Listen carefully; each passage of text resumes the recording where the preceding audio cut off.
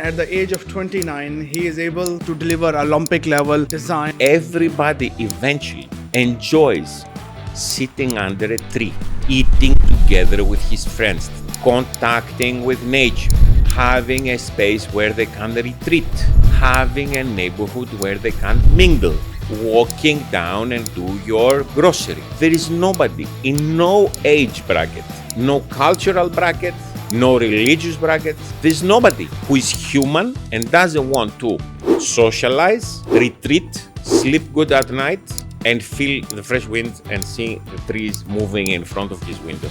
Until 2011, where the financial crisis hit Greece heavily, and unfortunately, in small economies like that, the first person who dies is the architect. Athens, of course, is my city, and it's where I will end my days. You love the environment, you love the food. There's no better food than the Greek food, really. There's no better food than Greek food.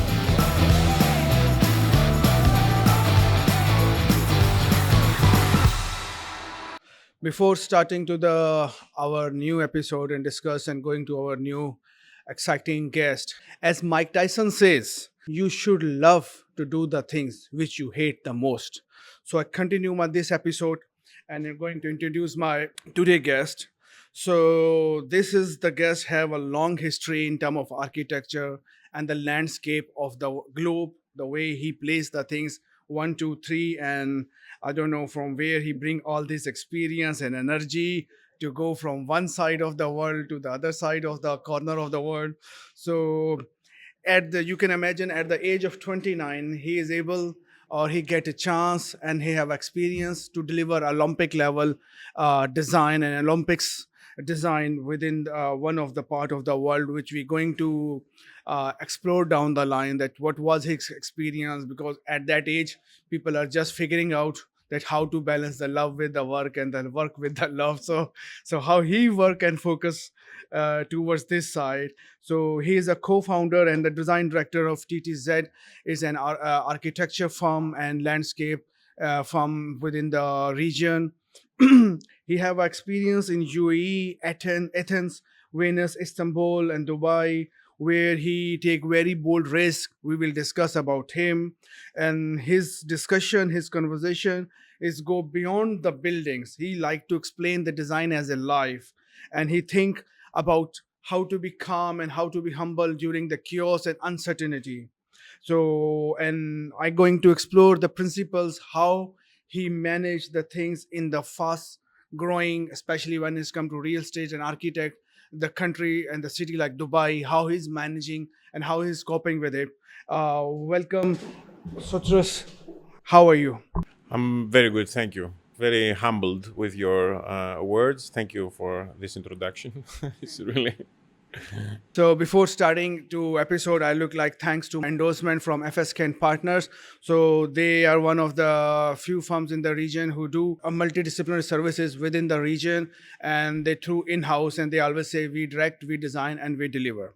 So continue to my first questions to you, that in your early days, like, do you think that you become an architect and you want have a chooses as a profession, or is by accident? No, it's not by accident. Around, I was, I was, I was in Athens. I was a young boy, and I used to draw really well and paint.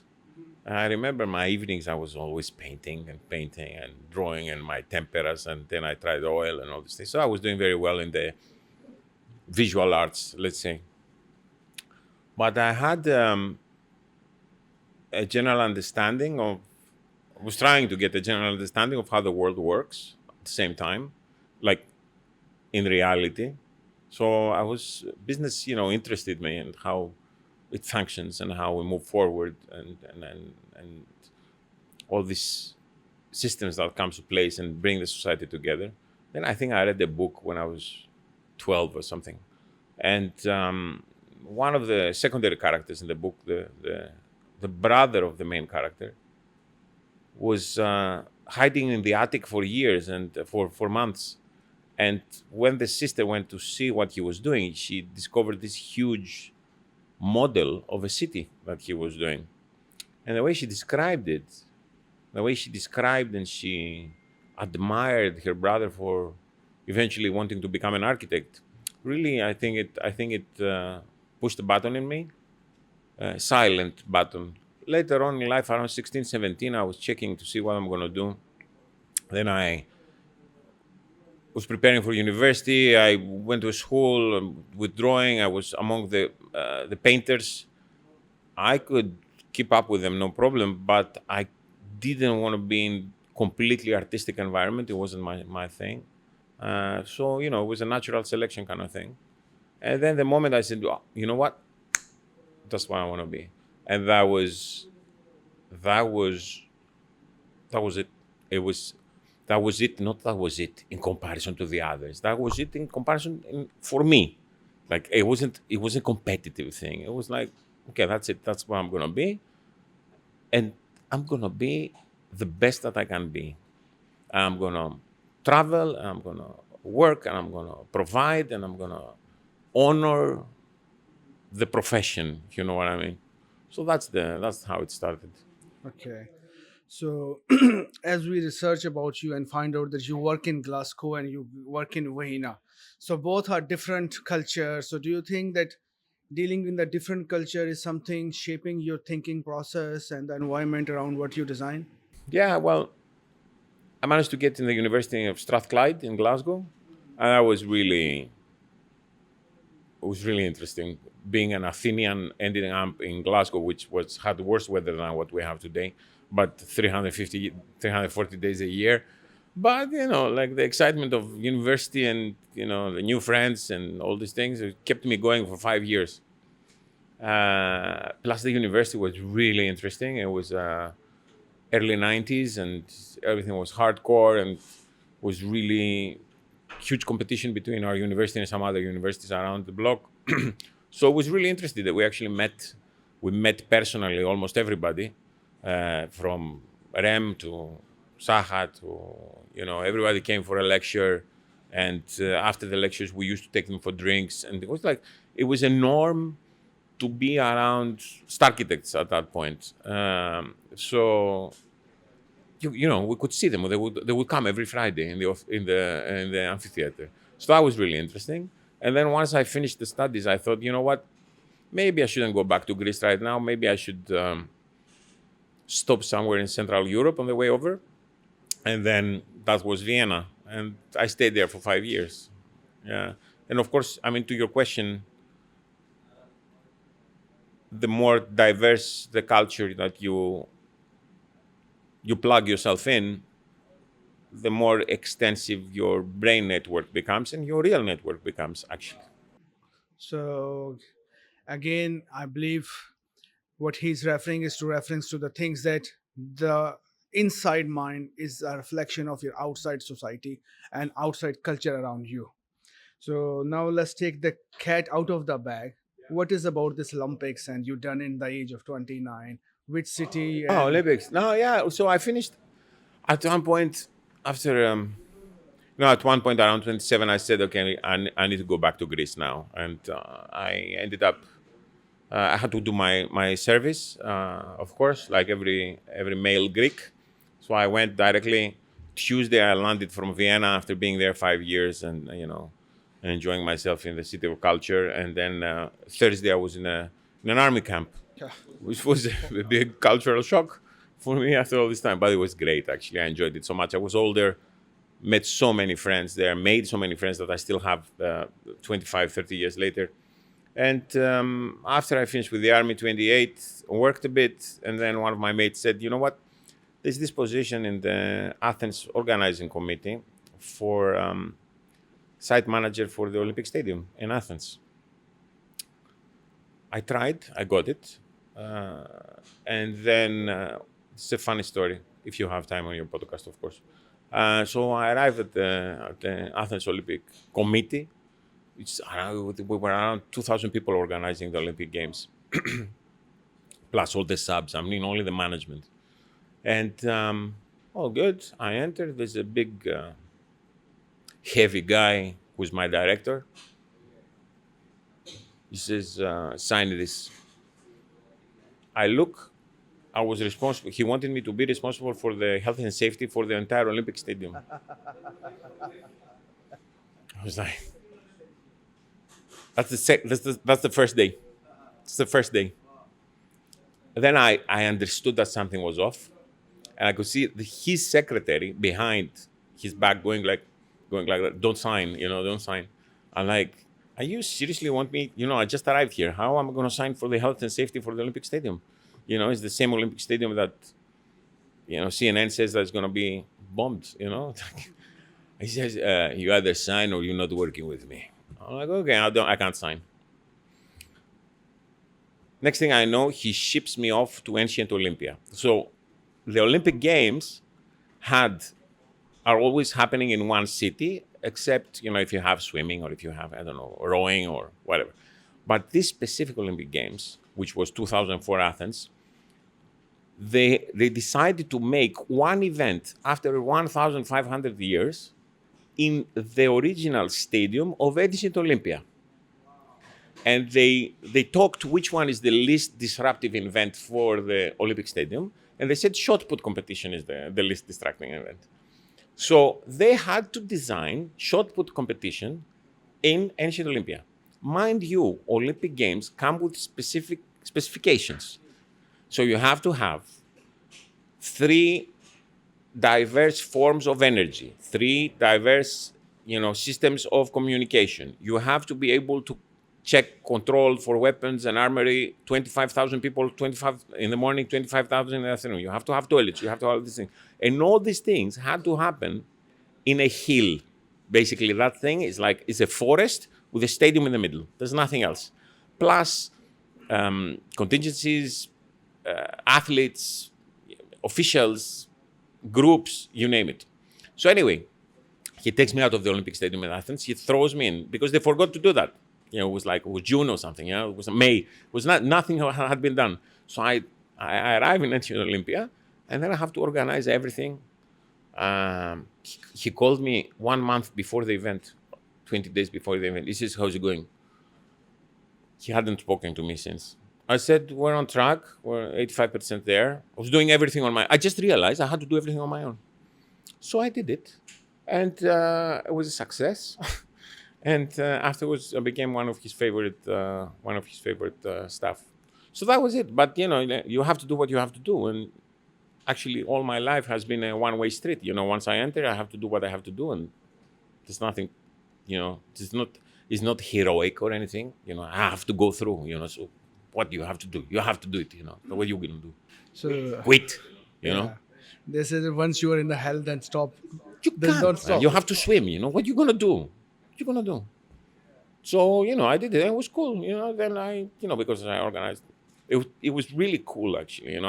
The days of the Olympics, I had 750 people under me. 750, age 29.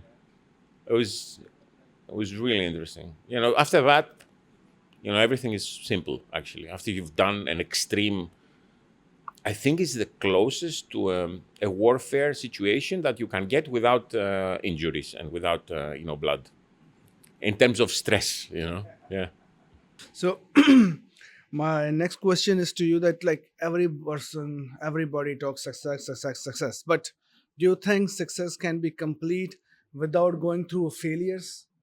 And if their failures are part of it, so how you have to respond during the failures? Man, I always think of these child actors, and or teenage actors, or singers that they make it big at age 21, with minimal effort, and suddenly they're showered with millions and luxuries, and how most of them actually collapse a few years later. So there's no success, man. There's no success. It's there's never been. Maybe you celebrate the moment you get the project for a few seconds, and then everything turns around, and you're sitting on the other side of the table thinking, okay, now I have to deliver. Let's organize, blah, blah, blah, blah, blah, blah. And then you jump in and then what? Success is the acknowledgement of the people you worked with in the depth of time. If I go back to a project that I did 10, 15 years ago, and the client opens the door and welcomes me, that's success. If I go back and they don't want to see me, that's real failure. Everything else is just process. Wow. Wonderful definition. I mean, think about it. I make a house for you in 1998. You raise your children in there, and then you see me and you say, Sotiri, you know what? Welcome. Let me open a beer for you. You know, let's have a let's see this thing that you did and this. This is success. You know. So what's success? Financial success? That's nothing. Yeah. So, Citrus, my next questions to you that like you've been in Europe, you've been in Middle East, you've been in Asia. So, what geographical one or two principles you feel they're common in dealing with these cultures and with the different humans? That these are the go-to stuff. I haven't met a person globally that doesn't want to sit in Piazza Navone in Rome and have an espresso. So, right, this is important. Yeah? I know it sounds funny, but it's important. What this says is that everybody eventually enjoys sitting under a tree, Exactly. eating together with his friends, contacting with nature, having a space where they can retreat, having a neighborhood where they can mingle, walking down and do your grocery. There is nobody in no age bracket, no cultural bracket, no religious bracket. There's nobody who is human and doesn't want to socialize, retreat, sleep good at night, and feel the fresh wind and see the trees moving in front of his window. There's nobody that doesn't want that. Everything else is unnatural, and we're trying to make it natural. So this is basic. So if somebody, a client from here tells me, you know what, we need to make this podium and it's all going to be all car parks, blah, blah, blah. I said, like, okay, we'll make your podium with car parks. I'm like, you don't want to do basement, fine, I get it, no problem. Let's see where I can make a little square in that podium of yours. Can I make a little green space? Can I make a space where the people are going to come down to eat their lunch, have a cigarette, see their friends, wait before work, wait after work? Can we do that? And then I start explaining why and all these things. Then I have to do the renders. Then I have to do this thing. Thank God people actually eventually appreciate it. And of course, clients here in the Middle East, in Dubai especially, in UAE, are mature enough and have traveled enough to understand what I'm proposing. So they say, right, you know what? Okay, I'm going to spend another 2% of the budget. We're going to do that.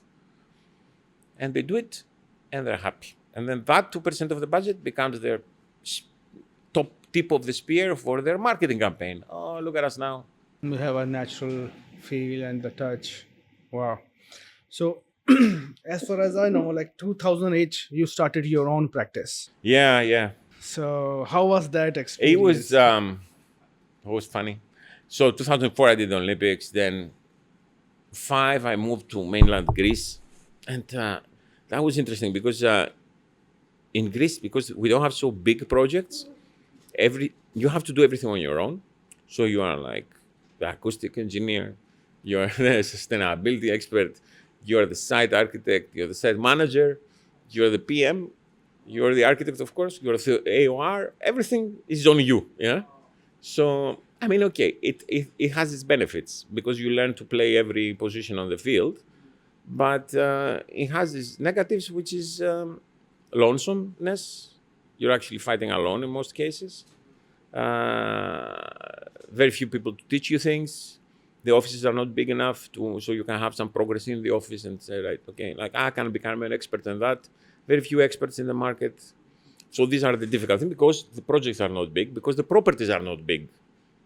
Anyway, this is a political situation. I'll tell you later about it. So I went to mainland Greece, worked a couple of years. I did all the things I had to do, like all these positions I described to you before. And then at one point, I got a call from a friend here, a very good friend of mine, who's been supporting me all these years, Simon Fraser from Hopkins Architects. And he said, you know what? I have some guys from Malaysia coming over to Greece. They're making a hotel South Greece. I said, okay. So I picked up the guys and dinners and driving to Athens to see them and discussions and all these things. Eventually, they said, you know what? Can you do the DD for the detailed design for us? I said, yep. He said, do you have an office? I have an office. Do you have staff? Yep, I have staff. I was me alone now, yeah? Anyway, okay. By the time we hung up the phone, went to Athens, found an office, found a space, found my stuff. Then they go like, you know what? I think you need to come to Kuala Lumpur with your staff, just like to pick up the project. So you stay with us for, 20, 30 days, and then you pick up the project, and then you go back to Greece. I said, all right, I'll do that. So my staff was 3 at that point. And this girl applies via Facebook to me. She says, well, you know what? I heard. I said, yeah, why don't you come over? But you know what? Bring your luggage, because the moment you come, going to the airport and we're flying out together. So I got this girl without, and it was her, she was so young. It was her first flight generally, yeah. So I'm in this plane, 17 hours to go to Kuala Lumpur, and I'm with these 3-4 people whom half of them I know, and this girl who's just flying for the first time, yeah. And she was fantastic. She actually grabbed it. We did pretty good. And after that, I came back in Athens and I opened up my office like that, and I continued. It was a well delivered project. Everything was successful. I ended up having 15 people in the office in Athens until 2011, where the financial crisis hit Greece heavily, and unfortunately, in small economies like that, the first person who dies is the architect. So we died first. And then Greece came back to life 2018-19, like almost 10 years later. So that was the decision that said, okay, I need to move out and I need to support my family. I need to do things and I need to work. I was 37 at that point. And that's where I moved back in Dubai with RMJM. And then they positioned me in Istanbul, where they had very good projects, 2012. And a year later, the project's finished, called me up. You coming back? I said, if I find another project, will you let me? Like, sure. Find another project, stay. So, because Istanbul, Athens is so close, it was very convenient for me. So I found another project, and I found another project, and another project, and another project, and Dubai could not support me. So obviously I had closed my office like a year before that period. So I picked up the phone, my guys in Greece. I said, like, okay, you want to be employed again? They're like, yeah, sure. I said, okay, get on a plane, come to Istanbul. I rent a flat, put my girls inside, and then I had 4 or 5 people, and then some locals and stuff. And this is how we stayed at the client's office, blah, blah, blah. And like Indians, like it was very pirate-like situation. 2013, 14, I had a functioning office in Istanbul. They called me up from here and said, like, you wanna buy the rights? I said, sure, I'll buy the rights. Why don't you find a local partner? I found a local partner who bought the rights. So then I was partner of RMJM Istanbul for 3-4 years. And we did very nice things. Very nice. Actually, we did very nice things. Competitions. Turkey was in full growth at that point. The developers were really serious. They knew what they were doing. So I was on the deep end, and it was extremely interesting about commercial architecture, how it responds, and all these things. So of course, my experience was very suited for the Turkish environment because I was Greek. So it was, I knew exactly what they needed. So I was listening somewhere that even if you are an employee, But if you consider the job as is your own business, one day you become a boss of that business. Always. Actually, the only way that I could survive as an employee was when I entered, even as a soldier, which was I wasn't even an employee, is when I believed this was mine. This was the only thing that would pick me up in the morning. It was not discipline, it was not fear of being poor, it was nothing. It's like this belongs to me. Ah, okay, it's mine. All right. Yeah, it's on. Wow, wow. So, if you have to restart everything which you have right now, so which country and what will be the framework you're going to follow? Okay. First of all, another realization with time is that you don't actually restart. If you relocate, it's not a restart because you have systems in place. You have people you know in place. You have ex staff that you can bring in. You have experience. So if I restart now at the age of 51, I'm not restarting actually. I am picking up the phone and saying, you know what, I became independent, or we're opening up in Athens, or we're opening up in Malta, or whatever, and this is the deal, and blah blah blah. And I'm pretty sure that many of my clients from here, from there, are gonna follow. So there's no restart. It's just a continuation. Maybe new clothes, maybe new office. Fine. I like this analogy that there's no start from the Yeah, scratch. think about it, man. You start with the experience. Yeah, you start with experience. If you had to restart today, it would be difficult. You would have to, but you would You do know it. what to do. Yeah, of course. So, when you're hiring a people's, so you like the attitude or aptitude? Yeah, well, I think it's all about attitude. I think it's all about commitment. So you cannot buy commitment. It's impossible. Whatever level you might enter, whatever financial reward you might give to somebody, if they're not committed, they're not committed. Now, commitment doesn't mean late hours. It doesn't mean early mornings. It could mean that when it's necessary, obviously. But commitment means I complete my task, but my task is not only what it has been given to me. My task is everything that's happening around me in the office. I don't, and this is what I tell my young architects, don't put the headphones and work. You're not an island.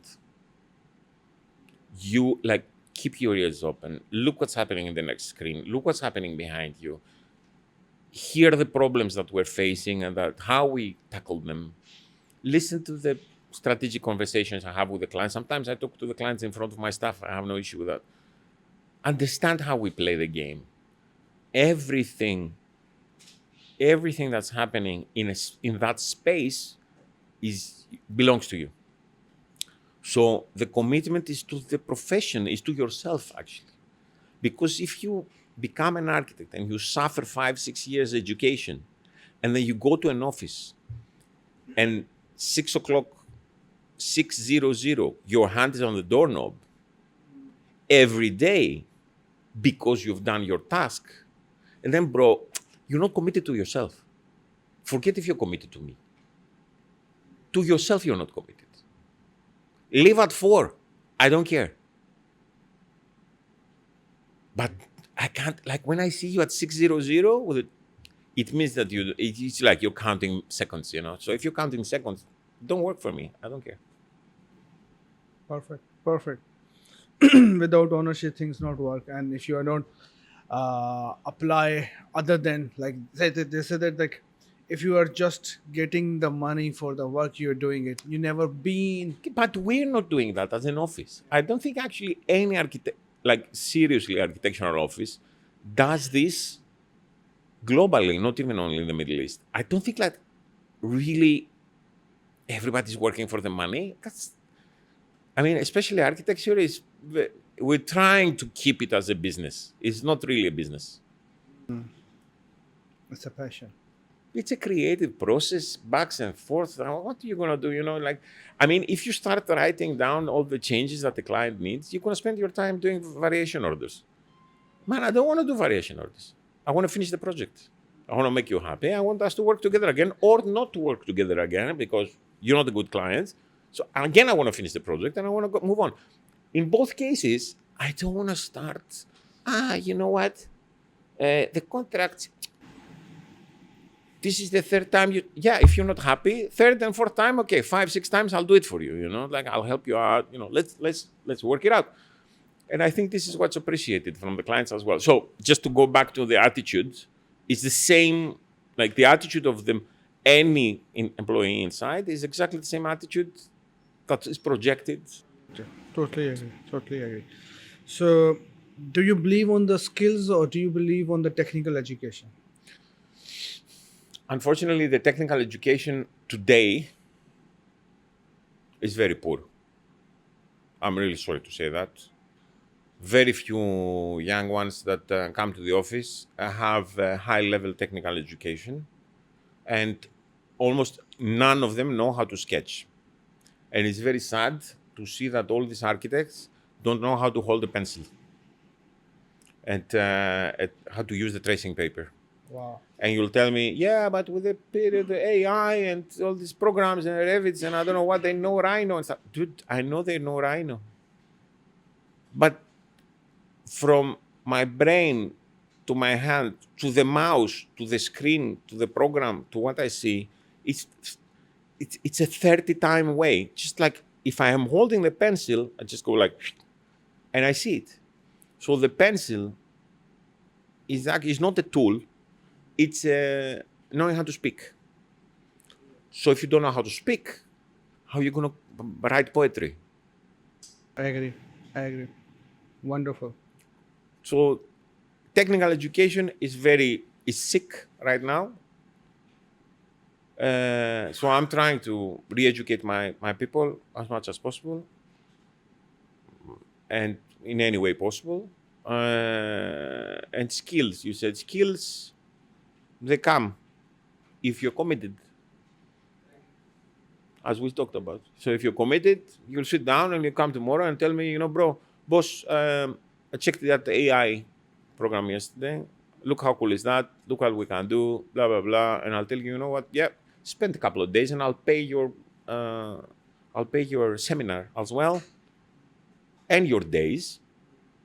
Do it and bring it back to the office. Fine. Everybody a winner. And give them the training and share your experience. We do that. We do that today as we speak. Mm-hmm. No, it's a good approach. Yeah. A wonderful approach. Yeah, because they're committed.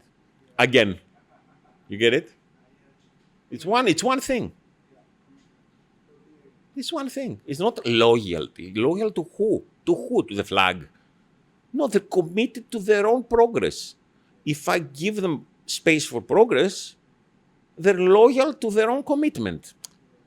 Of course, I need to have the environment. I need to be civil. I need to, protect them. I need to take care of the financial burdens or their personal burdens. Or I need to create an environment which feels safe for them and comfortable. That they're not bullied, that they're not, all this, of course.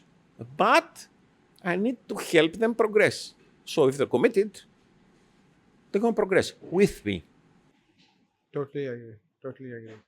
So, throughout all your life, have you been found of any mentor who really changed your life, and you said that this is the guy, and whenever you're stuck, you think about him? They were always senior. Now they're friends, of course, of mine, and they unlocked. Actually, their advice unlocked environments in my brain where I could. The first one was Per Cartwert. He was a professor we had, a Norwegian professor we had in Glasgow. And at one point, I said, but how do we clean the facade? I don't know. And actually, I had a crit and I had a circular facade. And one of the tutors says, yeah, but how do you clean it? And the professor goes like, he doesn't need to know how to clean it. He just needs to know a guy that knows a guy that knows how to clean it. I'm like, all right, I don't need to know everything.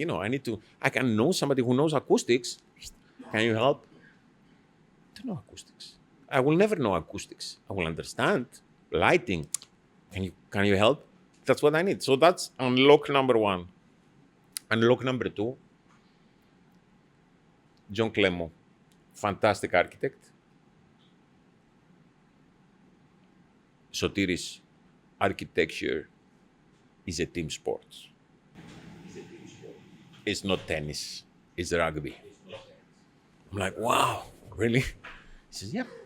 You have all the positions, and you need to find the right people. You need to help them reach their best position and play their spot. Of course, they're going to support each other, but it's a team sport. Like, yeah, now I get it. So now, of course, people are going to have their expertise, which they're getting because they're committed. But because they're committed, they also appreciate the team around them. Number two.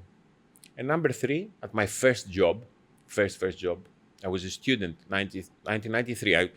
Winters Glasgow, in the summer I was going to Athens. I was working 3 months every summer. Everybody was swimming. I was working 3 months, June, July, August. I was working in the center of Athens.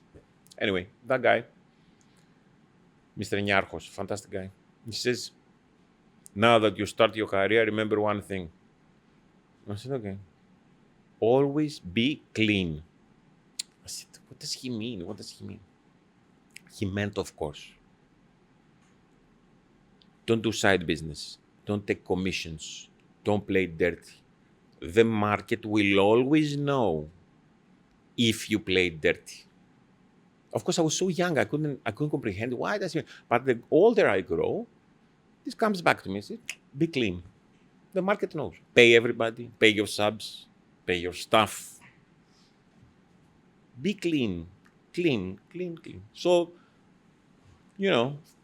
another, of course, but these three I remember distinctly. Wow, wonderful. So let's say that if you get a chance 30, 40 years back, you are in Dubai and you have a clean canvas. So what you're gonna do or what you're gonna add in Dubai or in UAE to make something more differently where it is right now? Cities are organic.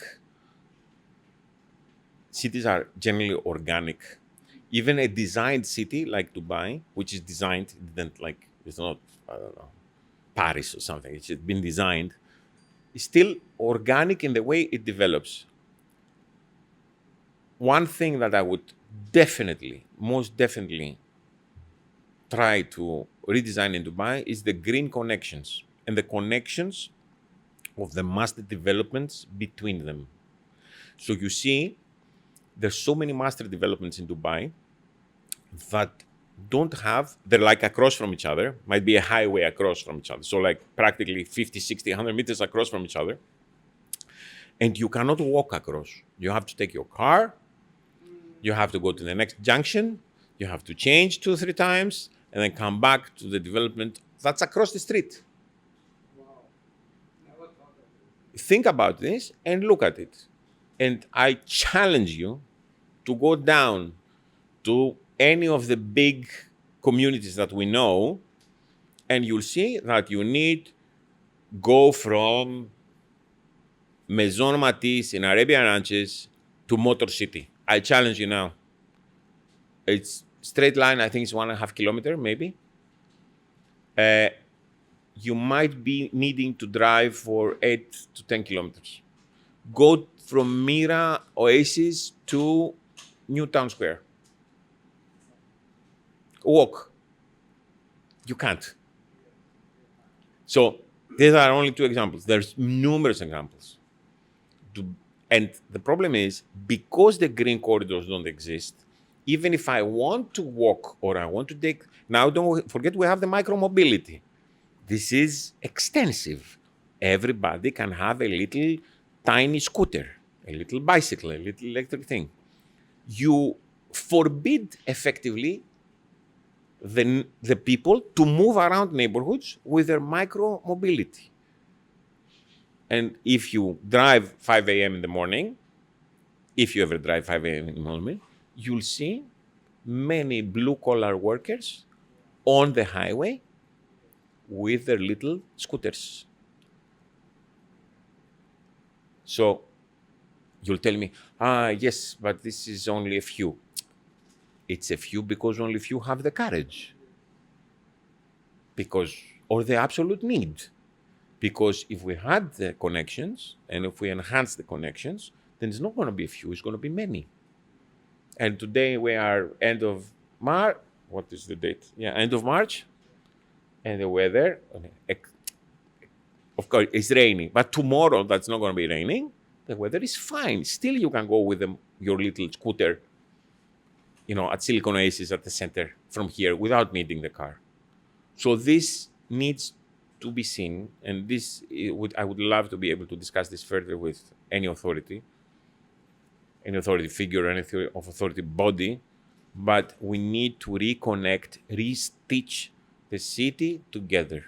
Highways are good, but they're also rivers, and you need to make bridges. Wow, it's totally a different analogy. Yeah. I like it. And while you're talking about, I just realized that there is a one bridge which connected with these both living societies. Yes. And then I think about it is because there's somebody who sponsor it to drive the traffic across the road towards this mall. Mm-hmm. So I Yeah. think if there is number of malls, then maybe you have a cross bridges. Yes. And we're not talking about dry pedestrian bridges. We're talking about proper crossings. It could be underground crossings. It could be overground crossings. We should be with green and with, with sustainable, and microclimate and stuff, so I can walk. So you extend the immediate network of the user of the city. You extend it by 5-10 kilometers, like this. So if 10 kilometers I can do with my micro mobility or with my walking or with my, in the evening, or the health of the population rises. The car usage decreases. Everything changes, So I know it's very hot, but seriously, 9 months a year we can be outside. No, 100% true. 100% true. So, what one skill or one principle is always non-negotiable for you? Both me and my partner, Despoina Tampakopoulou, we are really very strict on our ethics, on how we approach architecture, how we protect the client. And being ethical, your only responsibility is to make sure you protect the client. Now, protecting the client might be in his interest that you protect the city as well. Protecting the client doesn't mean that I'm going to give the client the maximum square meters that he wants. It might mean that I might give him something that protects the city as well. So, in our mind, and the philosophy that we have rolling since after all these years, is that the developer, the user, the final user, and the city should be an equal triangle. Everybody should be a winner.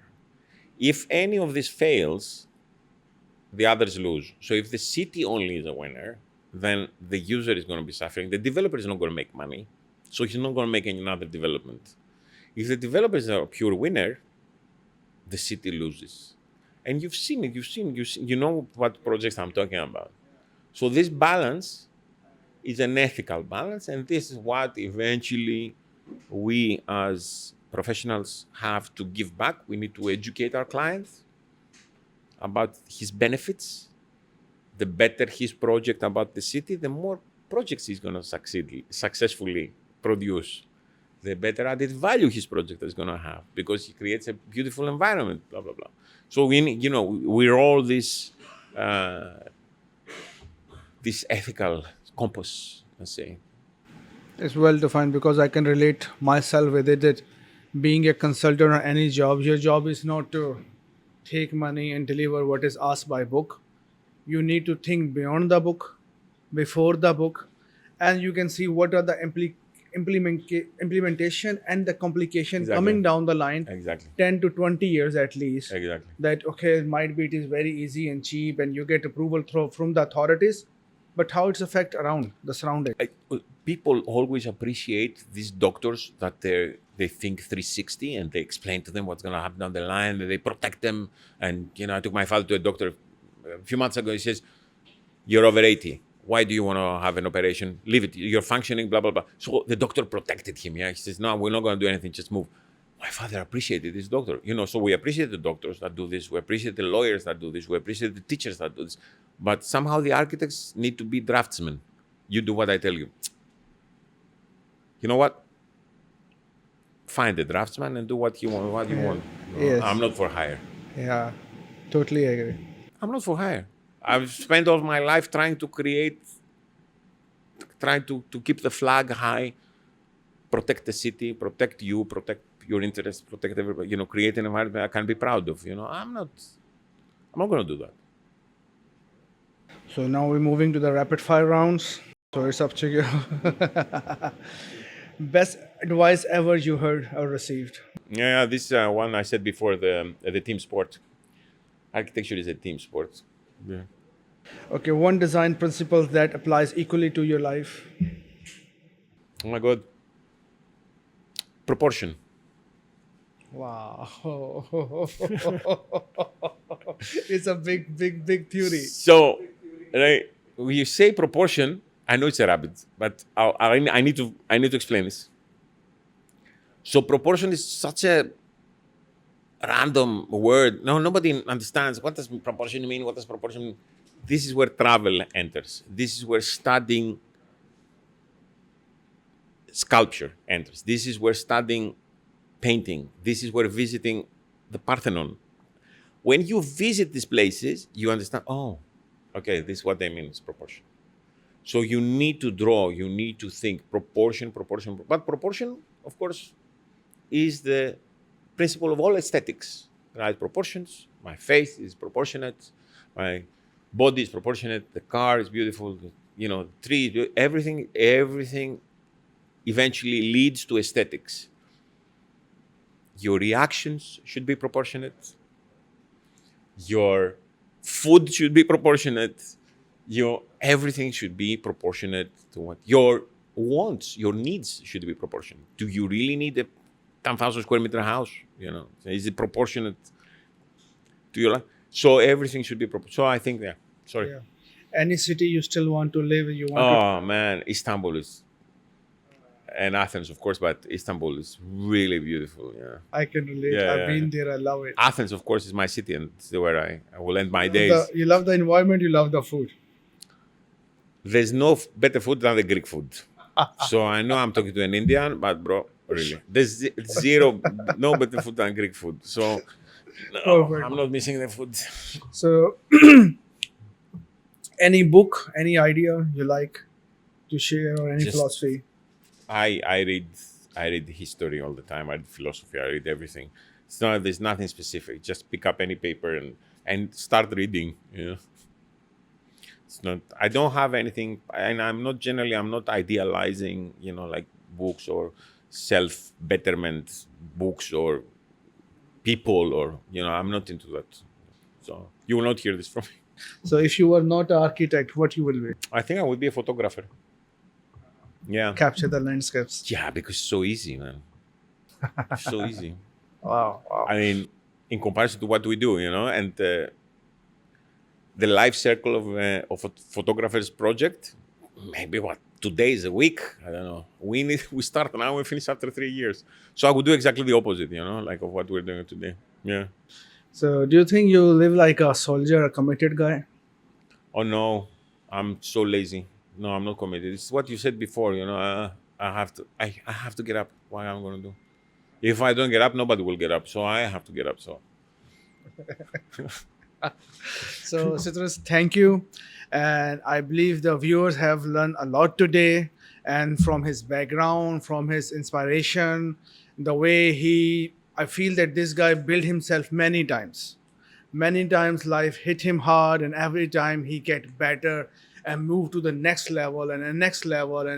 And I believe he said that I don't want to get up, but I feel he always increasing the limit of his fear circle and moving to the next boundary and pushing the people around him. This is what I felt about him, and he speak from his heart. Thank you for I coming to the thank show. you so much. I'm really sorry I bored some of you. Thank God it's YouTube and you can push forward. Thank you very much. Thank you. Thank you for Thank you coming. for having me. I really Yeah. appreciate it.